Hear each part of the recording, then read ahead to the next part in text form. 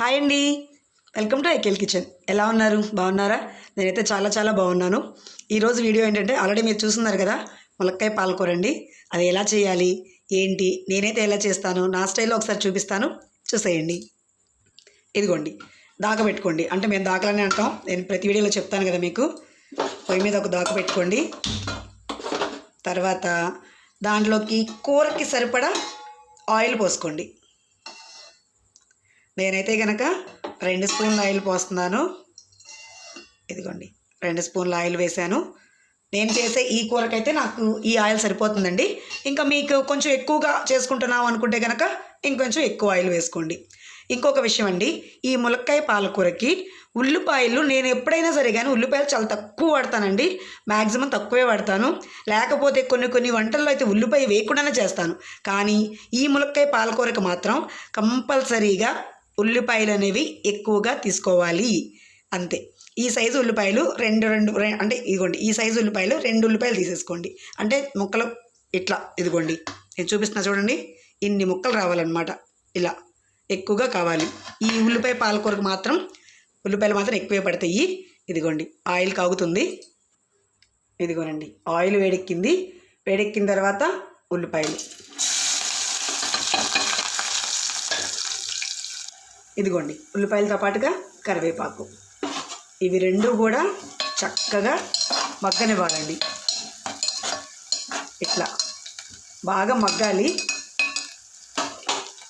ఇదిగోనండి, ఉల్లిపాయలు చూసారా, ఇలా మగ్గితే చాలండి. ఇలా మగ్గితే చాలు. మిగతాదంతా కూడా ఏంటంటే మనం ములక్కాయలు తీసుకున్నాం కదా, నేను ఇంతకు ముందు వీడియోలో కూడా చెప్పానండి మీకు. ములక్కాయతో ఏ కర్రీ వండినా సరే కానీ ఉల్లిపాయలు సగం మగ్గిన తర్వాత ములక్కాయలు వేసేసుకోండి. ములక్కాయలు వేసేసుకుని ఇప్పుడు ఈ ములక్కాయలతో పాటుగా ఈ ఉల్లిపాయలు కూడా చక్కగా మగ్గాలన్నమాట. అప్పుడు చక్కగా ఈ ములక్కాయలు ఉన్న ఫ్లేవర్ ఈ ఉల్లిపాయలకు పట్టి చక్కగా, అంటే ఉల్లిపాయలు కూడా మాడిపోకుండా ఉంటాయి. మెయిన్ ఏంటంటే ఉల్లిపాయలు మాడిపోకుండా ఉంటాయి. అలాగే ఈ ములక్కాయల చక్కగా ఈ రసం అంతా కూడా ఈ ఉల్లిపాయలు పట్టి కూర మరి ఎంత రుచిగా ఉంటుందన్నమాట. ఎప్పుడైనా సరే కానీ ములక్కాయతో ఏ కాంబినేషన్ మీరు చేసుకోండి, కానీ ఉల్లిపాయలతో పాటుగా ములక్కాయలు కూడా మగ్గనివ్వాలన్నమాట. ఇప్పుడు మూత పెట్టుకుని ఒక 5 నిమిషాలు మగ్గనిద్దాం. ఇదిగోండి, ములక్కాయలు వేసిన తర్వాత ఒక 5 నిమిషాల తర్వాత ఇదిగోండి చూసారా, ఇలా ఒక 5 నిమిషాల పాటు ఇలా మగ్గిన తర్వాత దీనిలో పసుపు అండి. పసుపు వేస్తే ఏమవుతుందంటే ములక్కాయ అనేది తొందరగా మగ్గుతుంది అన్నమాట పసుపు వల్ల. ఇదిగోండి, పసుపు వేసేసి చక్కగా ఒకసారి ఇలా కలపెట్టేసేసేయండి. ఇట్లా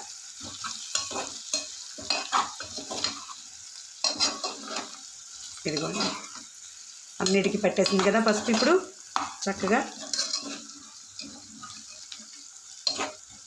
ఇదిగోండి, ఇప్పుడు ఈ ములక్కాయ ముక్కల మొత్తాన్ని కూడా మళ్ళీ మూత పెట్టేసేసి దీన్ని అసలు నేను ఈ కూరలో వాటర్ అనేది ఏమీ పొయ్యనండి.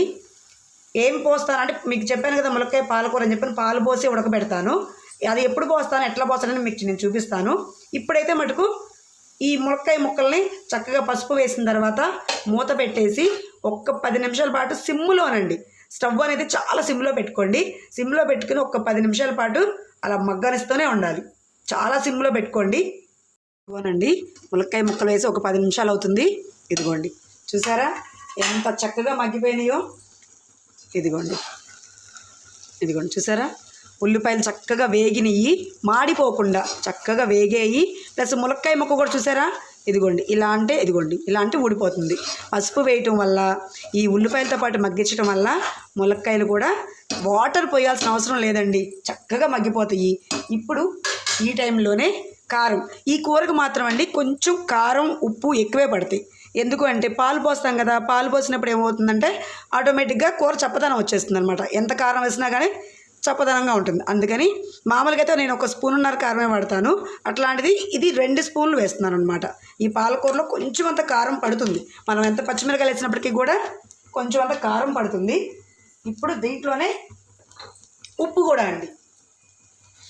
ఇదిగోండి కల్లుప్పు, మీకు తెలుసు కదా నేను కల్లుప్పే వాడతానని చెప్పానని, కల్లుప్పు వేసి చక్కగా ఇట్లా కలిపేసేసుకోవాలి. దీనిలో పాలు పోస్తానని చెప్పాను కదా, పాలు మాత్రం మీ చాయిస్ అండి. అంటే పచ్చి పాలైనా సరే కానీ కాచి చల్లార్చిన పాలైనా సరే కానీ ఎట్లా అయినా సరే కానీ అంటే పచ్చి పాలు ఉన్నాయండి ఏమైనా అవుతుందా, ఏమీ కాదు. కాసిన పాలన్నా పోసుకోవచ్చు, చక్కగా పచ్చి పాలన్నా పోసుకోవచ్చు. ఈ కారాన్ని ఊరికే ఒక్క నిమిషం పాటు కొంచెం అంతసేపు మగ్గాలండి. ఎందుకంటే ఆ పచ్చి వాసన ఘాటు ఉంటుంది సరే, అది కొంచెం తగ్గుతుందన్నమాట. ఇలా కొంచెం మగ్గిన తర్వాత పాలు పోస్తాను. ఇదిగోండి, ఒక నిమిషం అయింది కదా. నేనైతే కనుక పచ్చిపాలే పోస్తున్నానండి. ఇదిగోండి పచ్చిపాలు, కాసిన పాలైతే కాదు, పచ్చిపాలే పోస్తున్నాను. పచ్చిపాలు పోస్తే విరగవా అంటారు, విరుగుతాయండి కంపల్సరీగా. మీరు పచ్చిపాలు పోసినా విరుగుతాయి, కాచిన పాలు పోసినా కూడా విరుగుతుందనమాట. ఈ పాలకూరకండి ఆ పాలు విరిగిన తర్వాత చిన్న చిన్న కుతపలుగా ఉంటుందండి కర్రీ అంతా కూడా బాగా ఉడికిన తర్వాత. కానీ అసలు ఎంత బాగుంటుందంటే భలే టేస్ట్ ఉంటుందండి ఈ పాలకూర మాత్రం. ములక్కాయ పాలకూర చాలా బాగుంటుంది. ఈ కూరనండి ఎవరైనా తినొచ్చండి.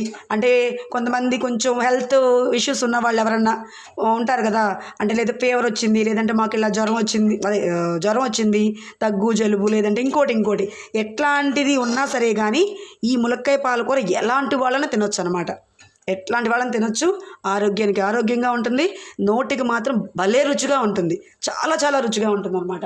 ఒక్కసారి అంటే ఈ ములక్కాయ పాలకూర ఎవరికైతే అంటే వండుకునే వాళ్ళకి తెలుస్తుందండి. ఎవరికైతే తెలుసో దయచేసి వాళ్ళైతే ఒక లైక్ చేయండి. తెలియని వాళ్ళైతే కనుక ఇప్పుడు నేను చేసే విధానం మీకు కనుక నచ్చితే ఒక్కసారి నేను చేసినట్టుగా మీరు ట్రై చేయండి. ట్రై చేసిన తర్వాత ఎలా వచ్చింది ఏంటి అనేది కామెంట్ సెక్షన్లో చెప్పండి. ఓకేనా? ఇది చూడండి, దీన్ని కొంచెం మీడియం ఫ్లేమ్లో పెట్టుకోవాలండి. మీడియం ఫ్లేమ్లో పెట్టుకుని దీన్ని ఎక్కువసేపు ఏం అవసరం లేదు, ఒక్క 5 నిమిషాలు.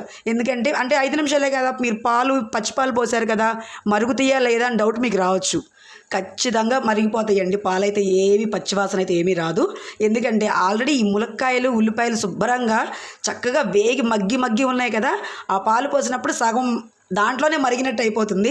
ఈ 5 నిమిషాలు మనం ఉడికిస్తాం చూసారా, పూర్తిగా చక్కగా అయిపోతుంది. ఈ పాల రుచి అనేది ములక్కాయకి పట్టి ఆ ములక్కాయ రసం అనేది ఈ పాలు ఉల్లిపాయ ఈ గుజ్జులోకి, అంటే ఈ గ్రేవీ ఉంది చూసారా, ఈ గ్రేవీలోకి వచ్చి అన్నంలో కలుపు తింటుంటే బబ్బబ్బబ్బా ఏమన్నా ఉంటుందా, చాలా అంటే చాలా బాగుంటుంది.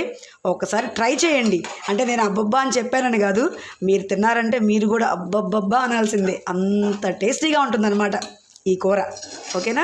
దీన్ని ఒక్క 5 నిమిషాల పాటు ఇలా ఉడికిస్తానండి. ఉడికించిన తర్వాత మళ్ళీ ఒకసారి నేను మీకు చూపిస్తాను. మూత పెట్టి ఒక్క 5 నిమిషాలు ఉడికిస్తాను. దీంట్లో మనం ఎటువంటి మసాలాలు కానీ ఎటువంటిది ఏమీ వాడలేదండి. అందుకే చెప్తున్నాను, నేను ఆరోగ్యానికి కూడా చాలా చాలా మంచిది. ఎలాంటి వాళ్ళైనా తినొచ్చు, అంతే. నోరు బాగాలేదనుకునే వాళ్ళు కూడా తింటే నోటికి చాలా అంటే చాలా రుచిగా ఉంటుంది. ఓకేనా? ఒక 5 నిమిషాల తర్వాత నేను మీకు చూపిస్తాను. ఇదిగోనండి, ఒక 5 నిమిషాలు అయ్యింది. ఎంతవరకు వచ్చిందో చూద్దాము.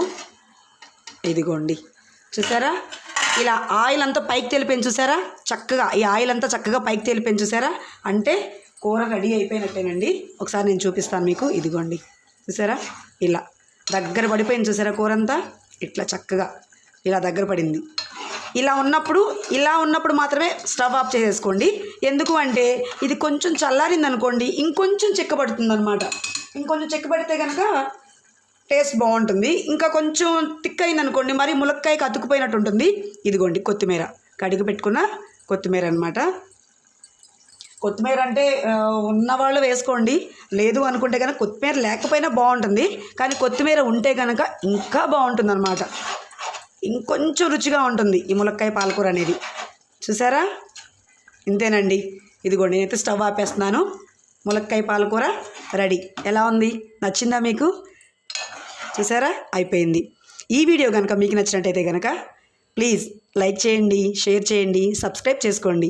మీరు సబ్స్క్రైబ్ చేసుకున్నారనుకోండి, అంటే చూస్తున్నారు ఎవరైనా సరే కానీ అనేవాళ్ళు ఎవరైనా ఉంటే కనుక ఒక్కసారి నా ఛానల్ని సబ్స్క్రైబ్ చేసుకోండి. ఇలాంటి వీడియోస్ చాలా చాలా ఉన్నాయి, అవన్నీ మీరు చూడటానికి అవకాశం ఉంటుంది.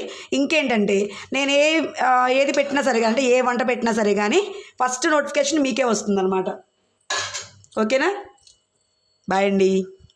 ఇంకొక వంటతో మళ్ళీ మీ ముందుకు వస్తాను.